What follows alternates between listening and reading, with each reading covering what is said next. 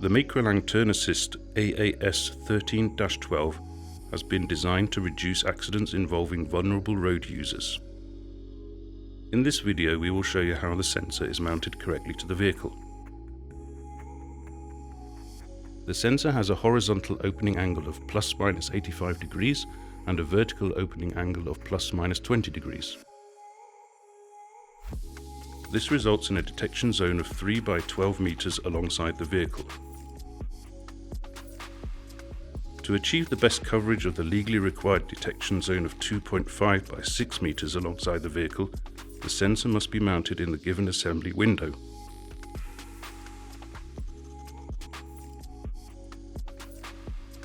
The vehicle is set to the driving level. Then the outer edge of the assembly window is measured and marked. Now a suitable mounting point can be chosen for the sensor. The subsequent assemblies and possible moving parts must be taken into account, as well as the exhaust heat and possible cable routing.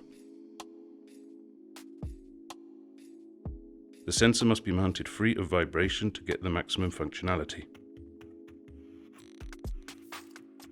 Different holders can be sourced from MEKRAtronics to react to every mounting situation. The individual holder can be bent and shortened as required to achieve the best assembly. When mounting the sensor, be careful to make sure that there are no objects in the opening angle of the sensor to make sure the sensor's view is not obstructed. The sensor must be vertically mounted parallel to the road and edge of the vehicle. The given tolerances must be respected. This way the MEKRA AAS 13-12 sensor is mounted correctly.